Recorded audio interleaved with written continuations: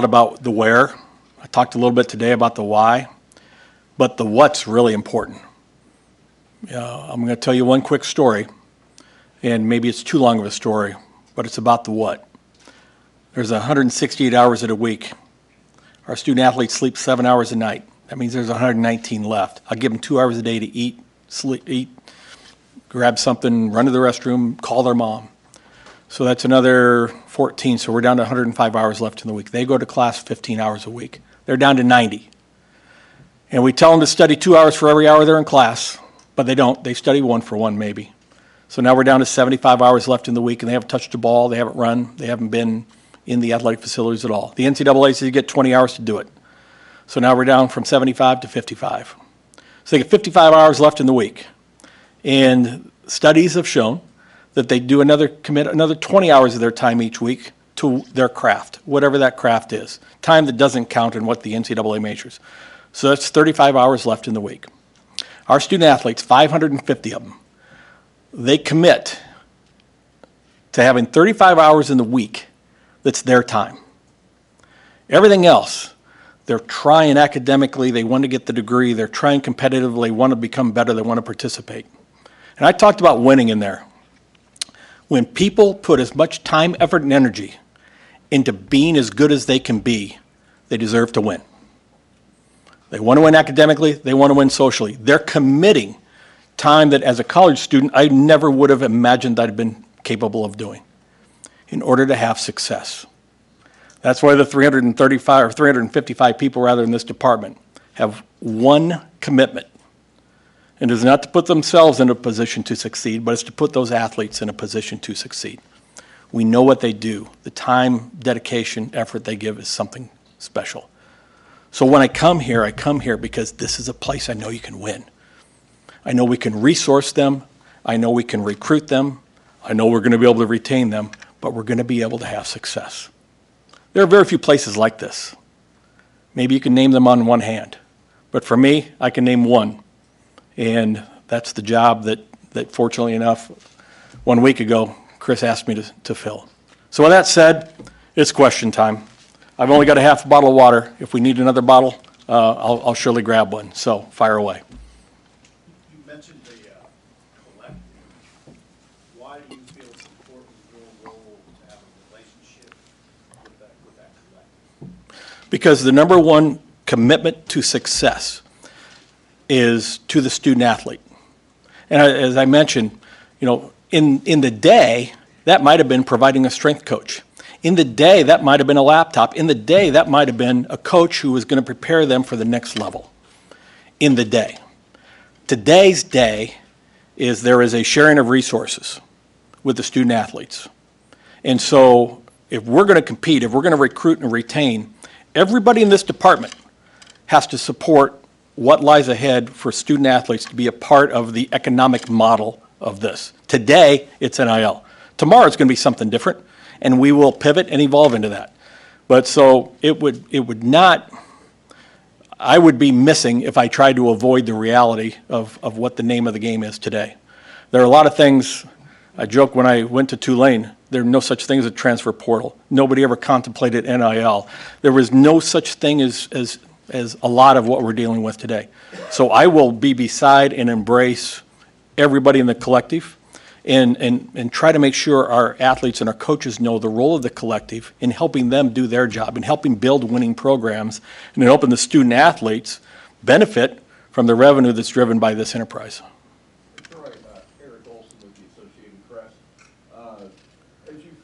With your Iowa ties, I'm sure you probably followed what's going on here, even though you were at Tulane and Washington and other places. I guess kind of what was your observation as you kind of watched the football program do what it's been doing, and how far off do you think it is? Well, you ask yourself the internal question, why not? And I don't know that. I do know, though, why. I do know the model of what it takes for success. Part of the attraction of this particular job at this particular time is to work with Matt.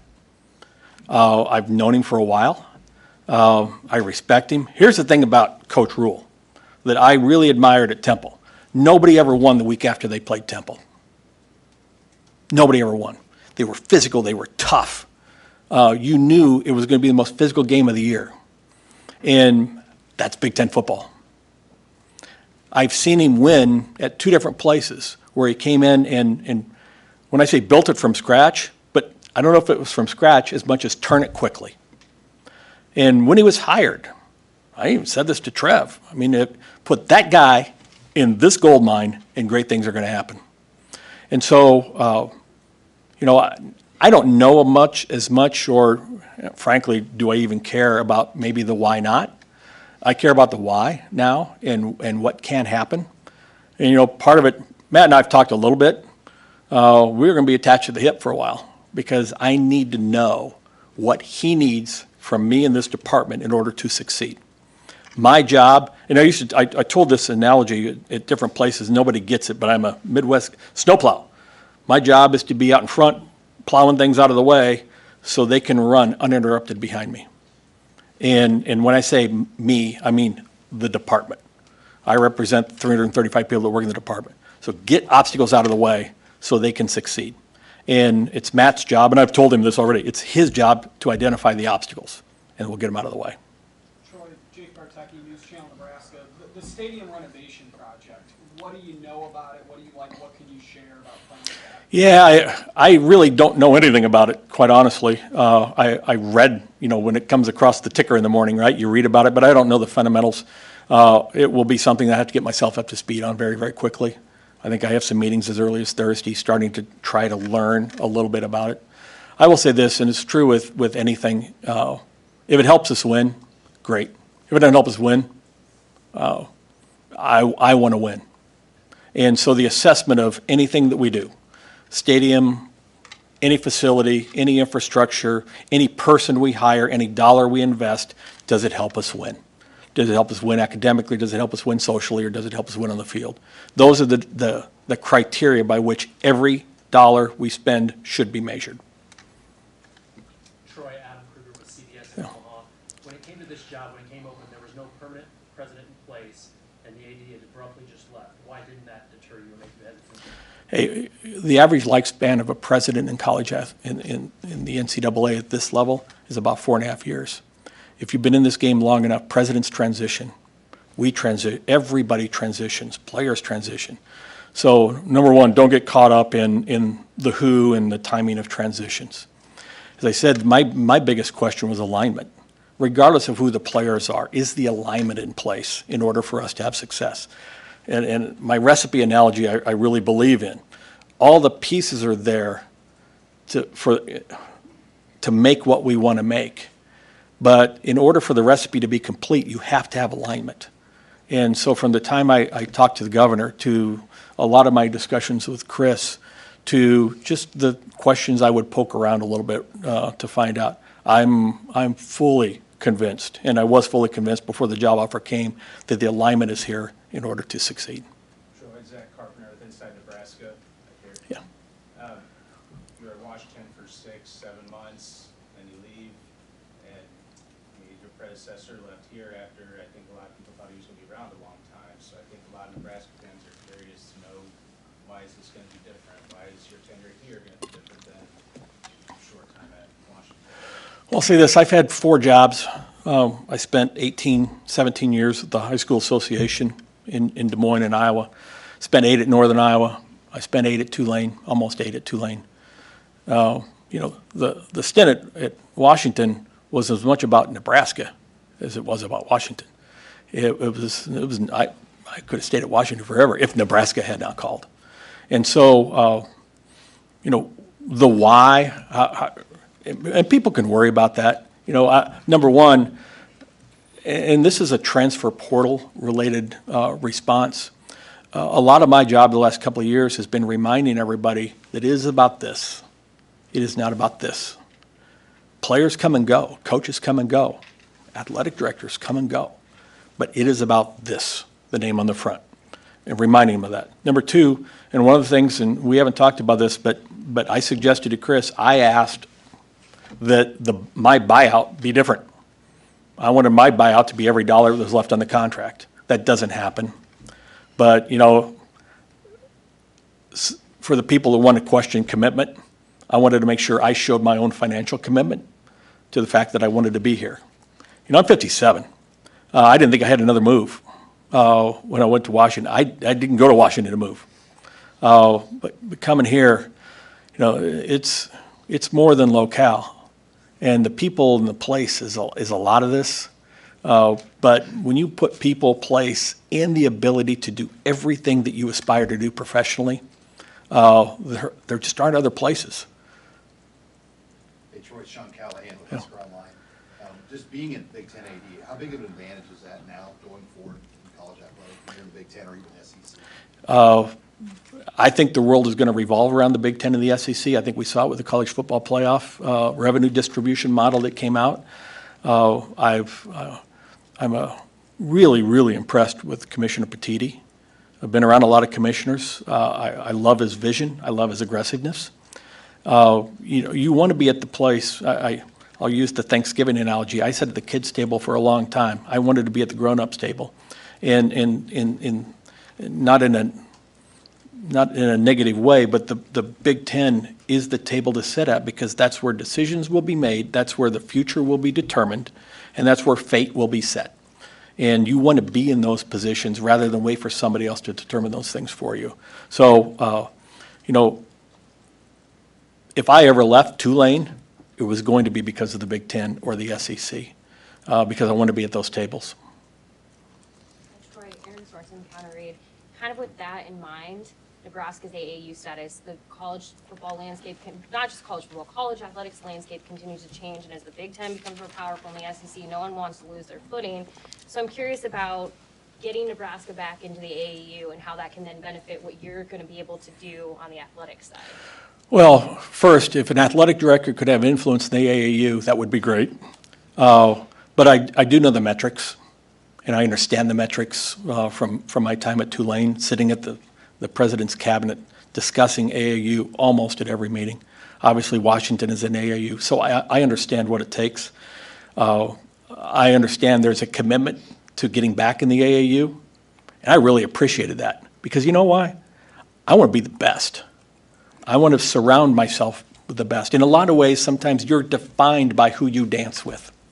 And so the idea of the institution being, it is an elite research institution.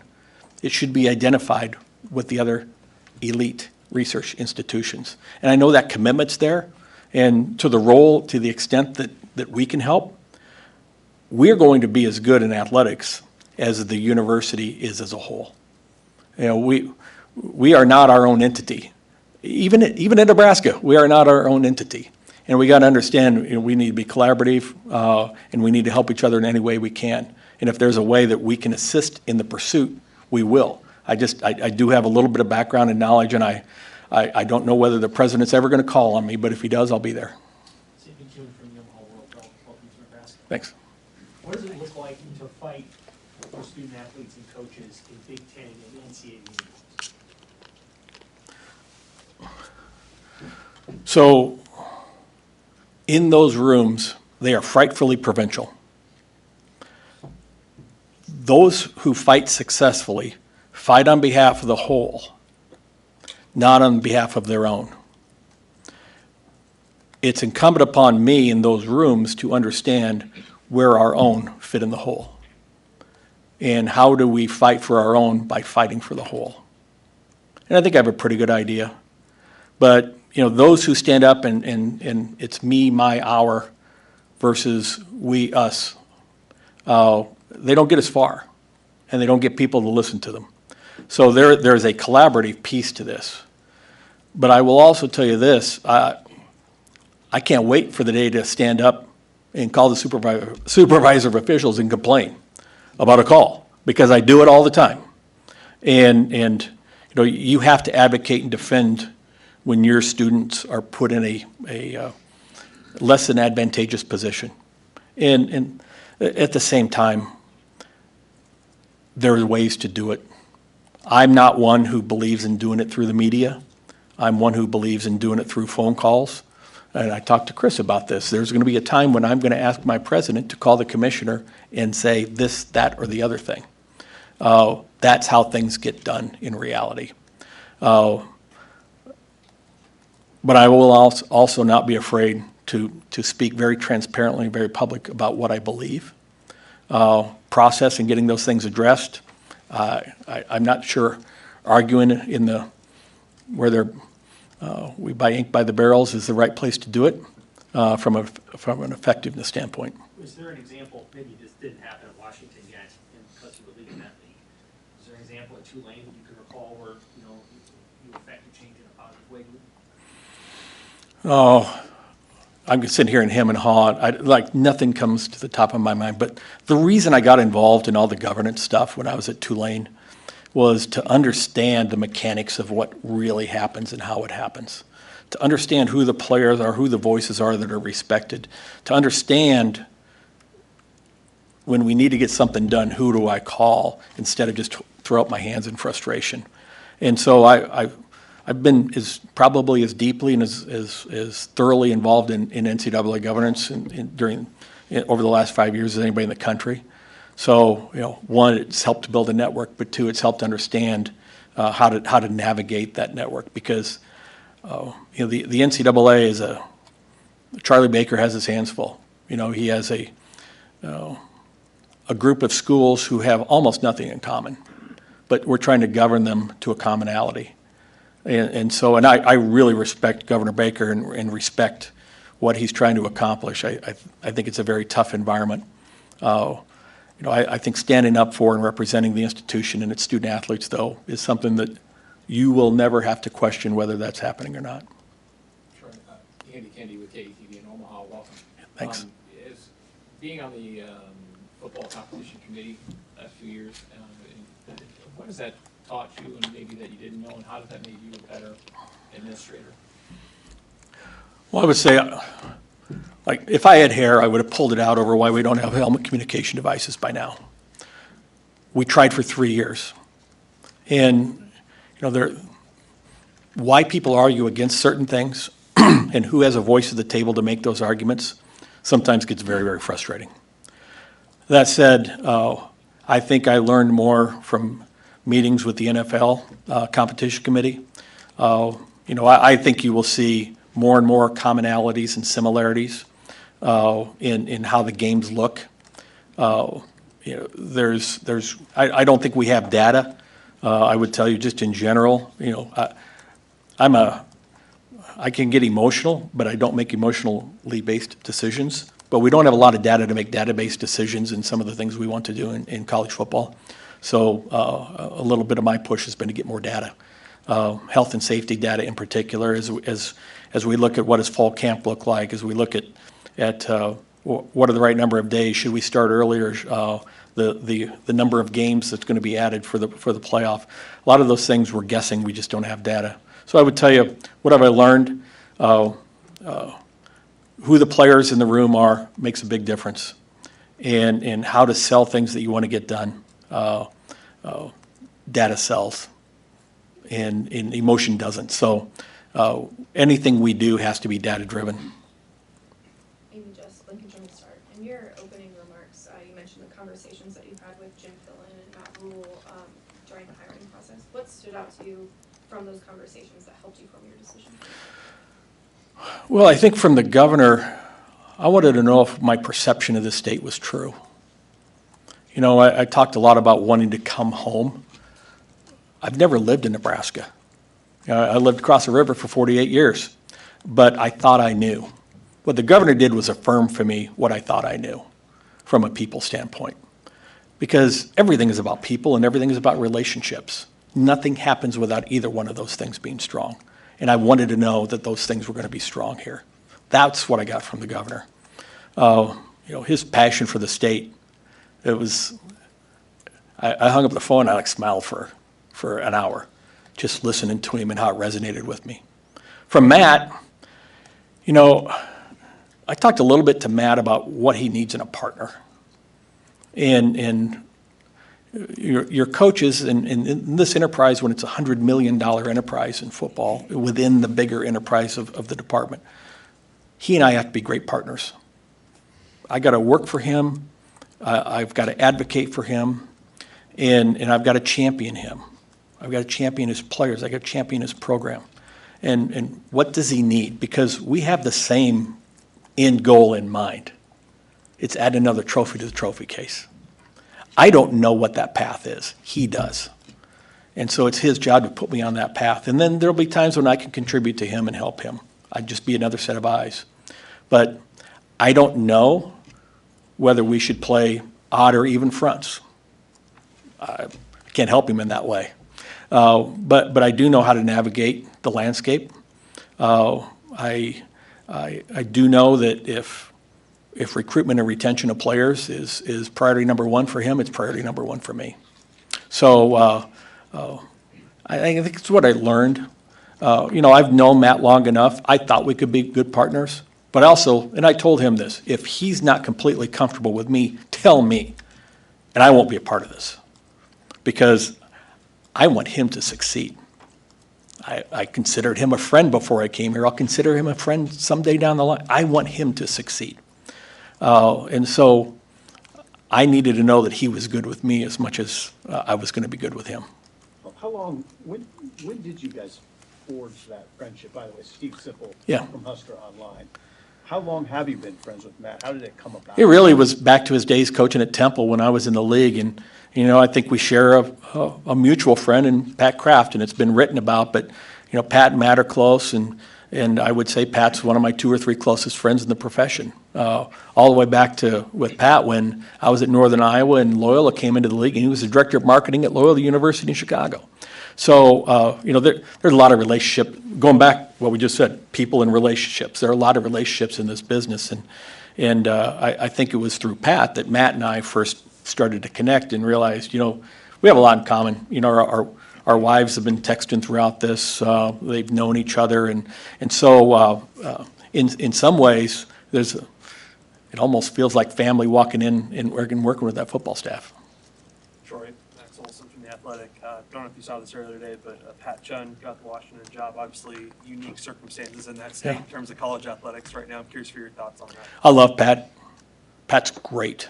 And I'm thrilled that happened because Washington deserves something really, really good, someone really, really good. And Pat is that guy. Pat knows the landscape. I'm just thrilled for him.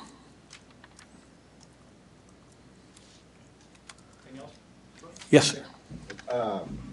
Joe Buda is to my left, and I'm Mike Barron. We're former players. We're here representing the HFLA, Husker Football Lettermen's Association. And our goal is to kind of become the team behind the team. How do you feel about groups like us? When I sit in front of the football team, I will tell them, and I know you got more, but this is a big deal to me. We don't own the program. The players playing today don't own the program. You do. The players who played here, the players who built it, own the program. We're renting it. When they get their degree, they can claim ownership. But they're renting it, and they're working on the backs of people who built this. You can say there's how different it is today with the student athletes than it was before, but it has to be reiterated. Who came before them carved a path for their success. Don't ever forget it. We're from Coach Devaney's years, so we're a couple of fossils. And I think the governor was on the team once upon a time. No, he was really good. But Joe and I are on the board of the Husker Football Lettermen's Association. I'm the vice president. Joe, because he's bigger, is a sergeant at arms. It goes well beyond football. 24 sports, the alums. It's true with every sport, track and field, golf, every sport. Don't forget who built the program, and don't forget who carved the path that we get to walk down today. Congratulations from the group on your appointment. Thank you. Troy, we've heard ADs in the past say, Nebraska has no debt.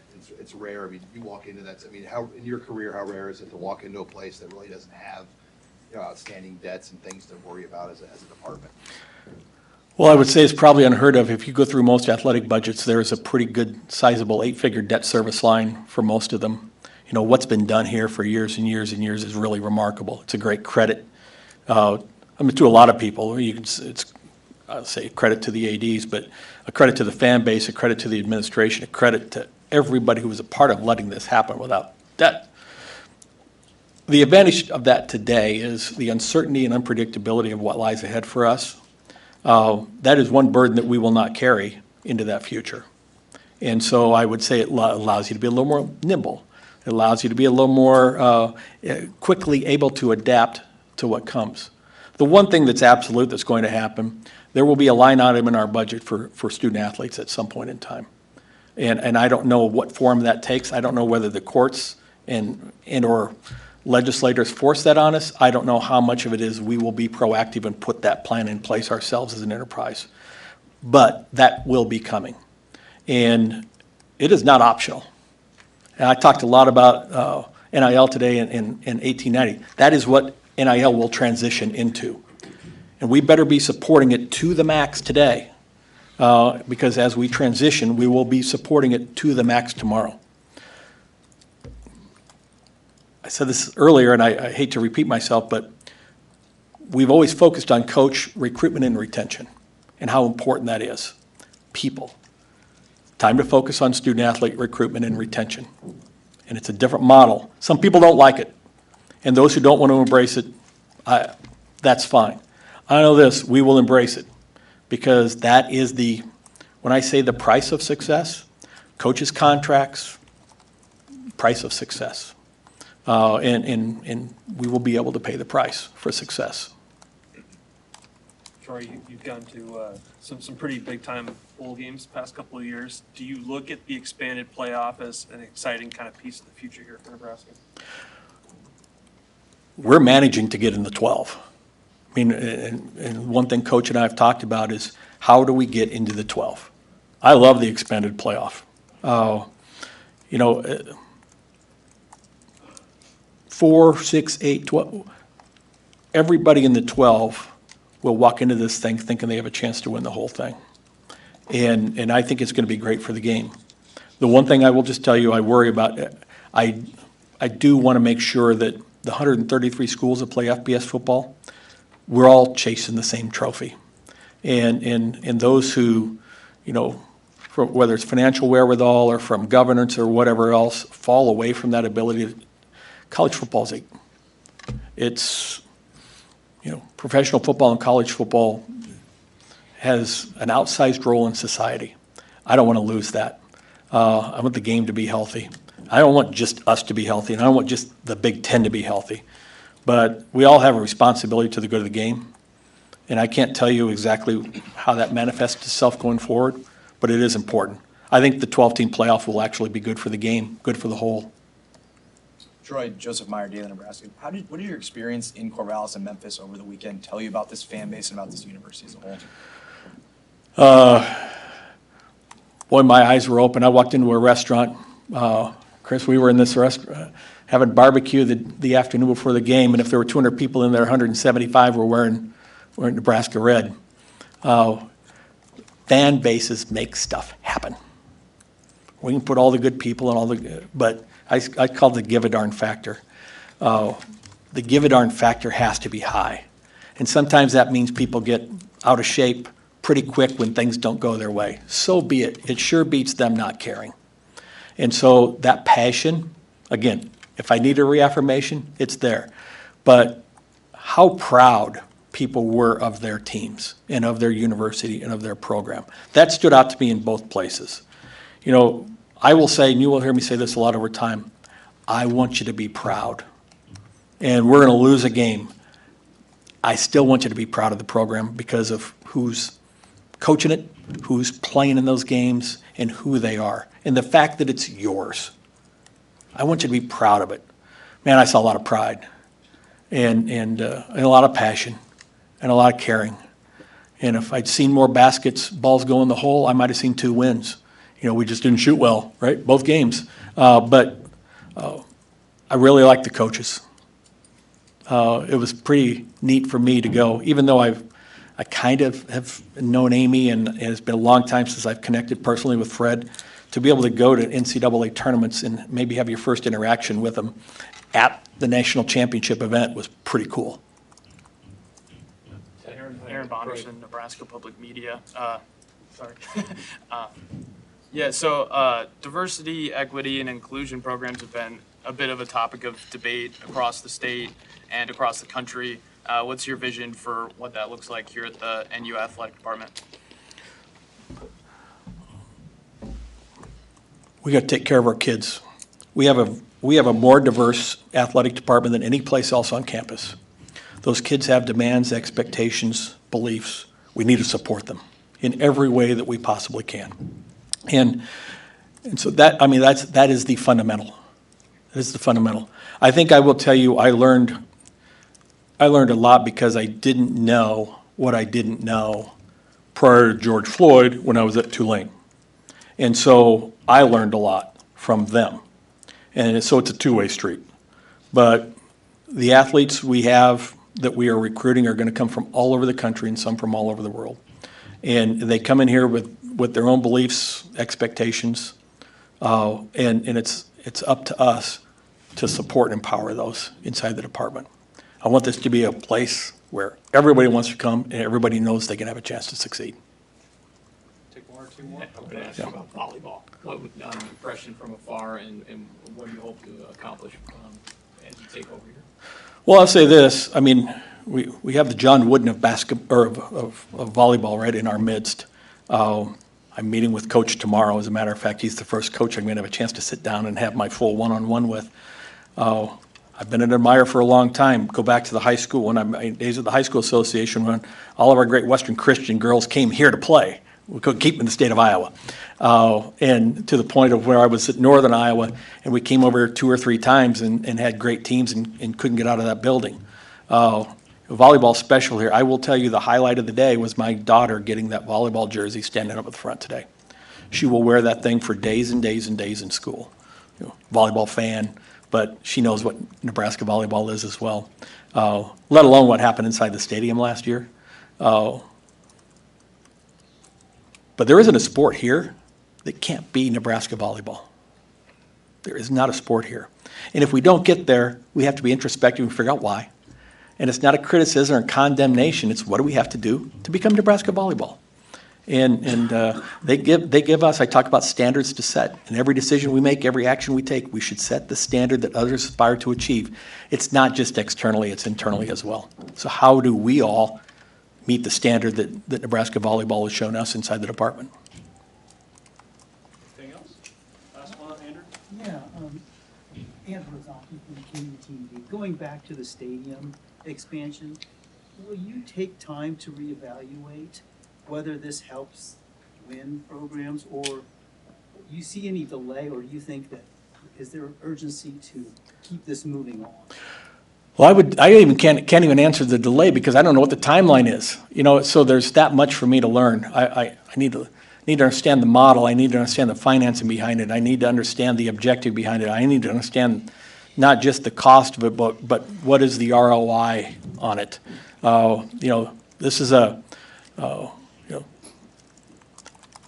it's a high interest rate environment right now, and so I don't know what the actual costs are. I don't know what the design is, and frankly, I don't know what the buy-in is from everybody on the press. So I've got a lot to learn, but it has to come fast. I do understand that because the longer it takes, I will tell you the more expensive anything's going to be. So I'll get after it. I'll get after it pretty quickly.